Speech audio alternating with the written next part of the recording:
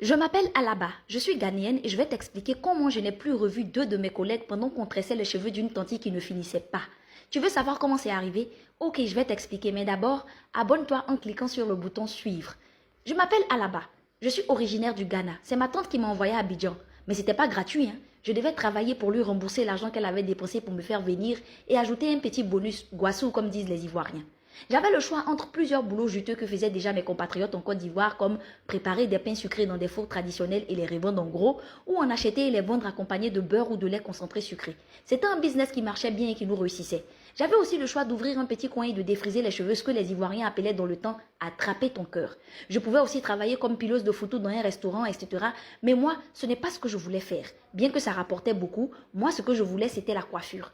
Quand j'ai dit ça à ma tante, elle m'avait traité de tous les noms d'oiseaux avant de me laisser faire.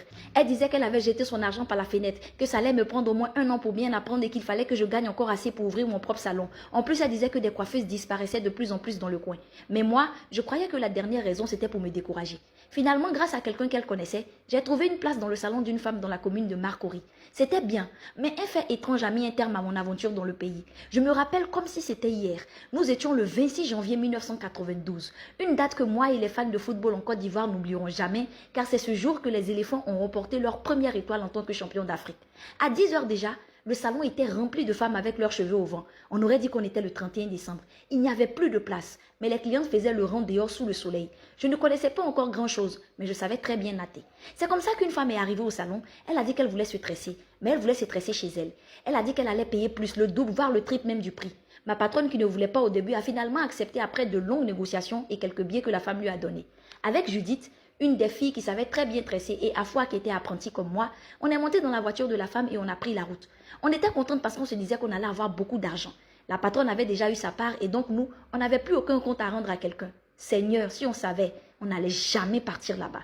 La maison de la tante était très jolie. Dès que nous sommes arrivés, j'ai commencé à défaire ses cheveux pendant que les deux autres s'occupaient d'apprêter les mèches. On était arrivés chez la tante vers midi comme ça. Mais jusqu'à 18 h, ses cheveux n'étaient pas finis. Pourtant, on était 3 sur sa tête. Hein. En plus, 2 d'entre nous étaient très rapides. Mais ça finissait pas. Je n'avais jamais vu des cheveux aussi touffus. On dirait que plus on tressait, plus ça poussait.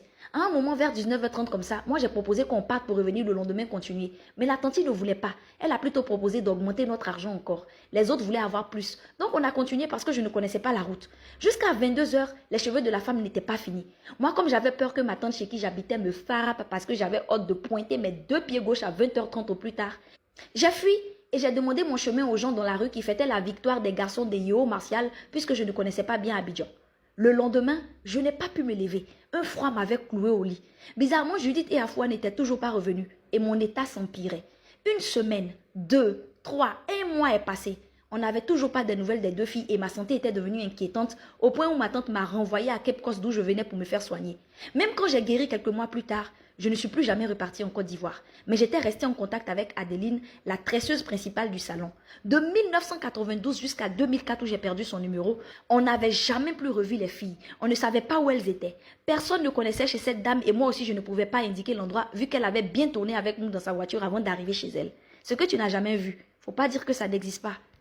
Toute ressemblance avec des faits, des personnages existants ou ayant existé n'est pas du tout le fruit d'une pure coïncidence. Armada.